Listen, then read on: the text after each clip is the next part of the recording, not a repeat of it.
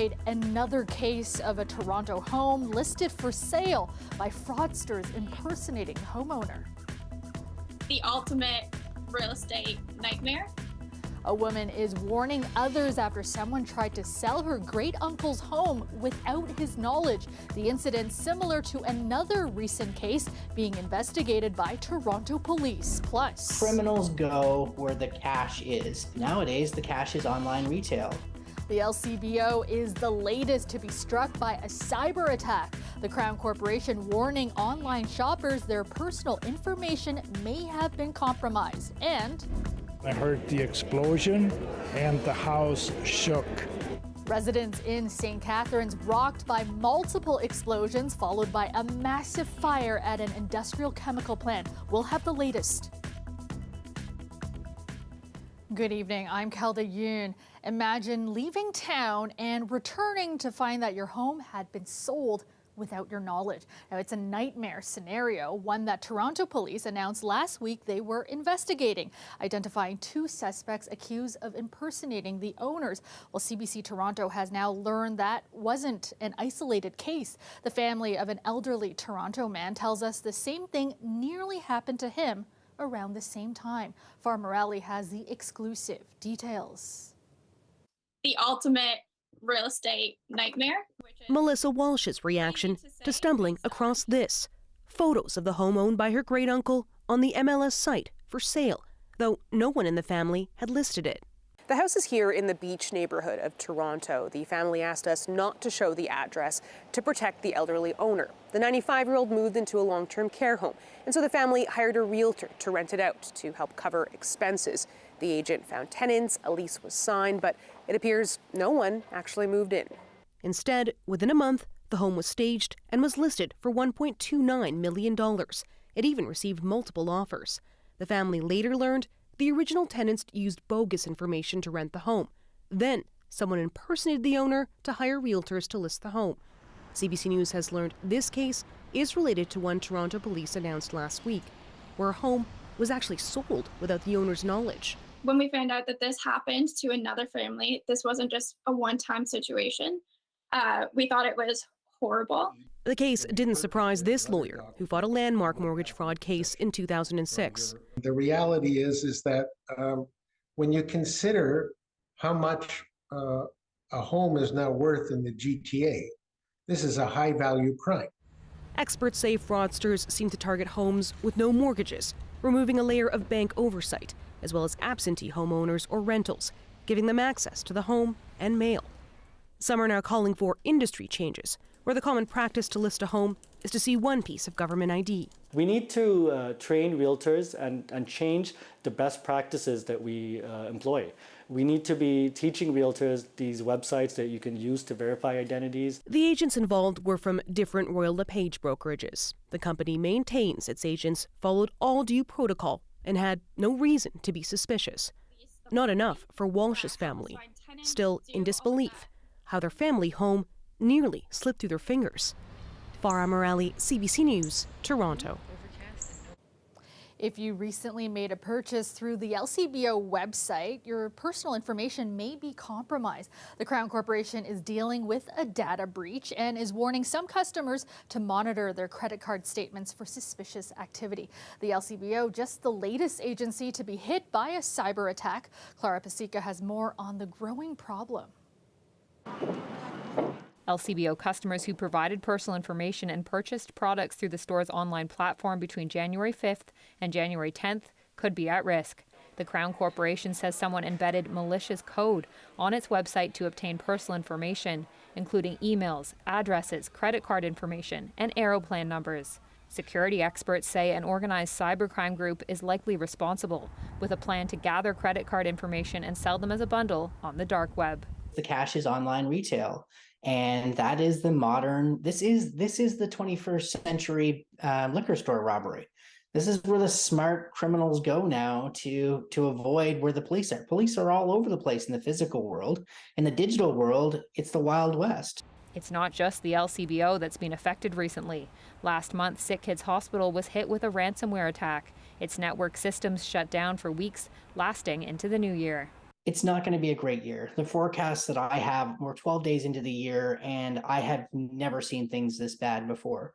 And we're coming off of some statistics for 2022 that shows a 40% increase in cybercrime globally and 61% increase in the start of these kinds of crimes, phishing attacks, just in the last 3 months. Aaron Foyer is a white hat hacker, someone who uses hacking skills to pinpoint security vulnerabilities affecting public institutions. We are just not moving fast enough as public sector institutions. So this is the result of years of challenges in underspending for cybersecurity, a rising threat landscape. He says the public sector and Crown corporations need to be doing cyber attack drills as regularly as fire drills. Everybody should make sure that your systems are patched and updated. When a new release comes out, install them right away.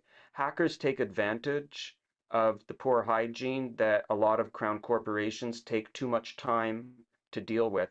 Experts say consumers should also make sure their passwords are unique and hard to guess. And if you made a purchase on a site that's been hacked, it may be time to get a new credit card. Clara Pasica, CBC News, Toronto. An outreach worker at East York Alternative Secondary School is injured after trying to break up a fight in a school washroom. When the officers arrived on scene, we did locate evidence of gunfire in the bathroom. We have since determined that one round was fired into the ground and ricocheted off of the wall and ended up landing inside a outreach worker's shoe. The man was taken to hospital with minor injuries. Officers placed the school in lockdown at 2:15 this afternoon, but it has since been lifted. Police say 6 suspects have been identified, and they are potentially students at the school. They fled the scene eastbound on Cosburn Avenue. A spokesperson for the Toronto District School Board says supports will be provided to students and staff. Anyone with information is asked to contact police. A man has critical injuries after he was struck by a car in Scarborough tonight. It happened near Danforth and Birchmount at around 6 o'clock. The man was rushed to hospital in life-threatening condition. Police said the driver remained at the scene. Roads in the area are closed for the investigation. Fire crews spent the day battling a large fire at an industrial chemical plant in St. Catharines. Nearby residents say they heard multiple explosions just after 6:30 this morning, which was followed by a massive blaze. Greg Ross has the latest. It was an unexpected wake-up call for many St. Catharines residents this morning. I was preparing my breakfast when all of a sudden I heard the explosion. Many didn't just hear it, they felt it. My home was shaking. Some told us the initial blast was followed by several smaller ones. We looked out our back door and saw the flames and the smoke. Those flames were coming from the Sonics Products facility on Kiefer Road in St. Catharines, which houses a number of different types of chemicals. An employee there suffered serious burns and has been transported to the Sunnybrook Burn Center in Toronto. The employee was in the building alone. They were there prior to any other staff members. We don't know any of the events that led up to the explosion. Concerned that fumes from the fire could be toxic, dozens of nearby homes were evacuated. The NRP was very quick to get to all of the surrounding residential addresses and evacuate people, going door to door to get people out. We are within the 400-meter radius, 500-meter radius. That's why we are being evacuated. The fire chief says it's believed the fire started in an area of the building that housed paint products. Crews were able to quickly contain the fire and prevent it from getting to other areas of the building where some of the more toxic chemicals were being stored. It's called parasitic. So that there is a bit of a concern because if it gets heated up, it is toxic and can explode. The Ministry of Environment was brought in to monitor air quality in the area. Just after 4:30 this afternoon, they determined it was safe for displaced residents to return to their homes.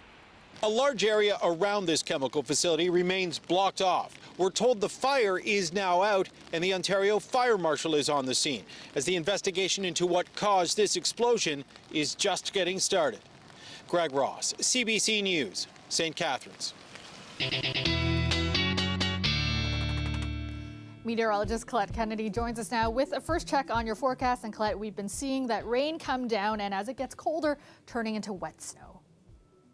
Yeah, we're starting to see areas where that has been mixing up, of course, and it is going to continue to change over to more of a wet snow, and that's what we get into tomorrow morning with some windy conditions as well. Of course, with some of the daytime highs, that's why it came in the form of rainfall first, but then we get that colder air on the backside, and that's when we see that change. So because it will be wet snow, even though the temperature will be falling tomorrow afternoon, so it's colder tomorrow afternoon than it is tomorrow morning, because of the timing of all of that, even though the system will have moved off to the east, what's left behind, some of that liquid may be freezing up on some of our side roads, sidewalks, that kind of thing. So you really want to be careful even once this system has passed along.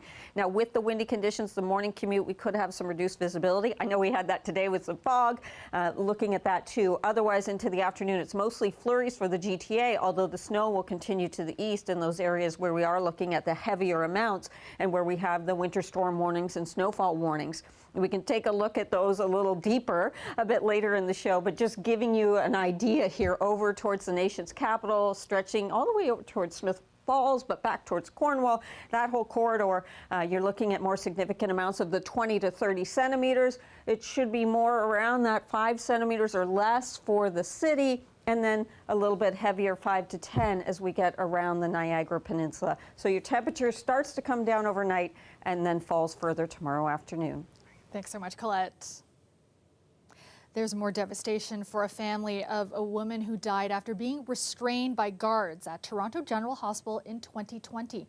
Two hospital guards were set to face trial in the death of Stephanie Warner, but the charges against them have now been dropped. CBC Toronto can now share details that had not been made public before.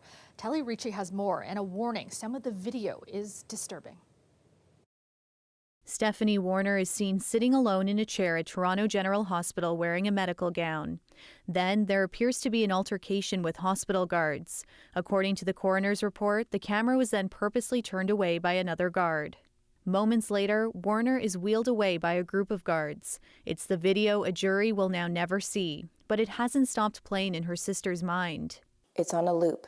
It's never ending. I could actually probably tell you each millisecond.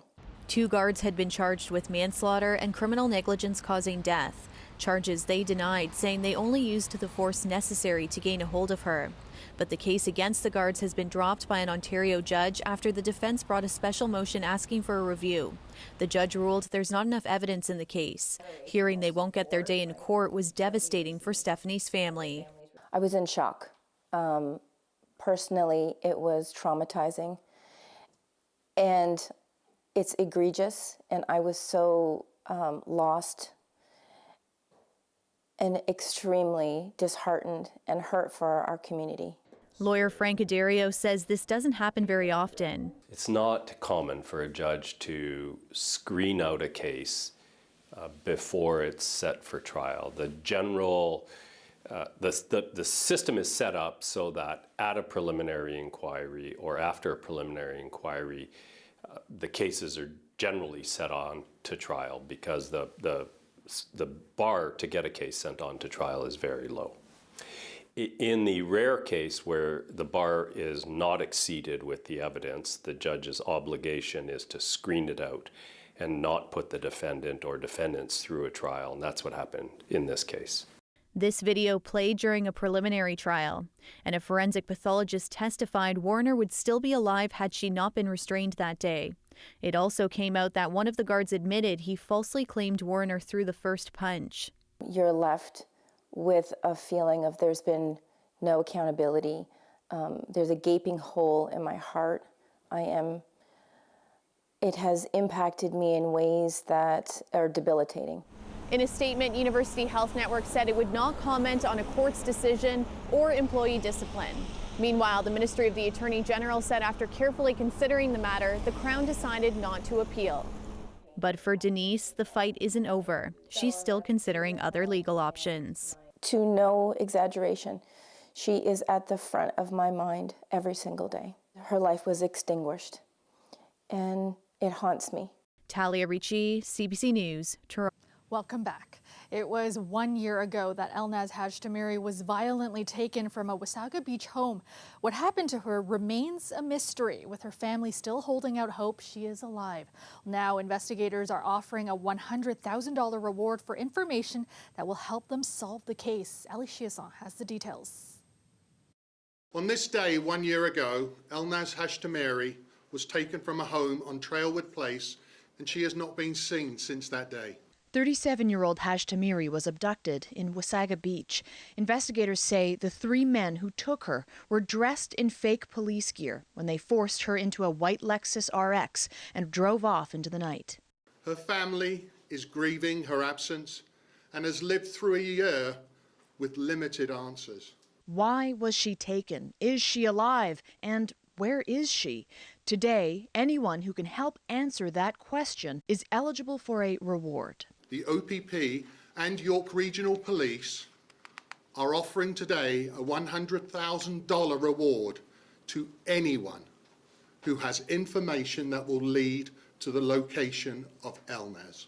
She was living in hiding at that house in Wasaga Beach after being assaulted a month before in a Richmond Hill parking garage. A bystander intervened before they could abduct her.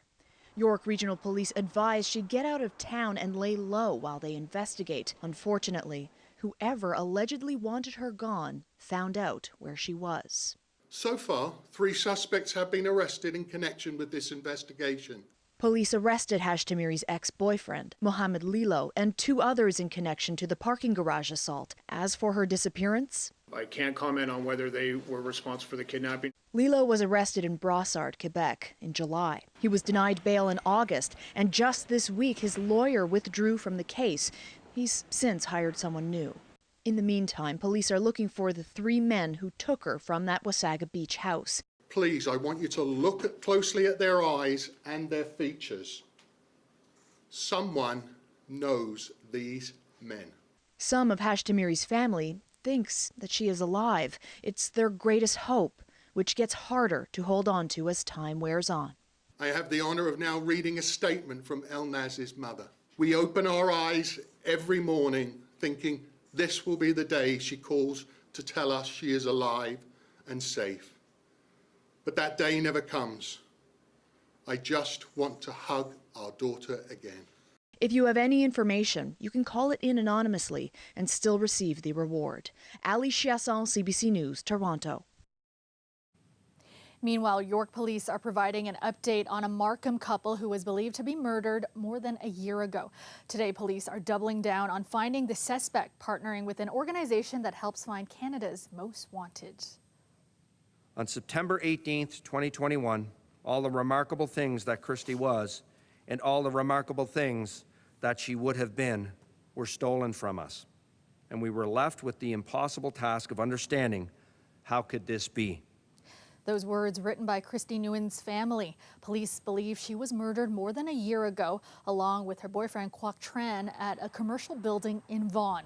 York police located the body of Tran at a landfill site near Sarnia in 2021. Now, Christie's body has yet to be found, despite a search at an additional landfill site across the border. Today, the police are offering the public money in locating alleged suspect Phuong Tan Nguyen. The BOLO program is also pleased to offer a reward up to $50,000 for any information leading to the arrest of Mr. Nguyen. Details are emerging about the alleged suspect's whereabouts. Police say they know he boarded a flight to Mexico in September of 2021. They are working with Mexican authorities to help locate him. However, they don't have anything to confirm he is still there. Let's go back to Colette now with a look at your extended forecast. And Colette, got to watch out for some slick roads tomorrow. Yeah, we're talking about some wet conditions with some of that wet snow through the morning hours, tapering off to flurries, but blowing around because of the stronger winds.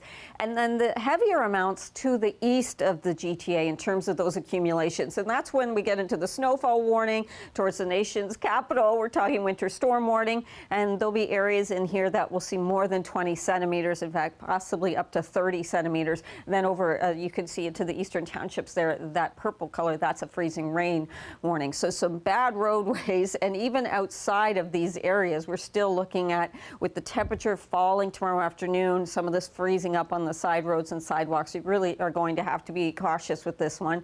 Even though we're seeing some of that mixing, it carries on through the overnight. Because the track changed a little bit in terms of being a bit more south, a bit more east, it means lesser amounts for the GTA and closer to, in most cases, 5 centimeters or less. Locally, there'll be some heavier amounts, especially in the eastern parts of the GTA, and certainly more as we look towards the Niagara region, where it's looking more like 10 centimeters, or even, again, locally a bit more than that. I will say, by the way, with a little bit of those stronger winds, but enhancing some snow, that actually you'll pick some up, not because of the main system, but because of that lake effect there around the Blue Mountains. So there'll be some areas around Collingwood where you're going to pick up some from this system as well. There's some welcome news.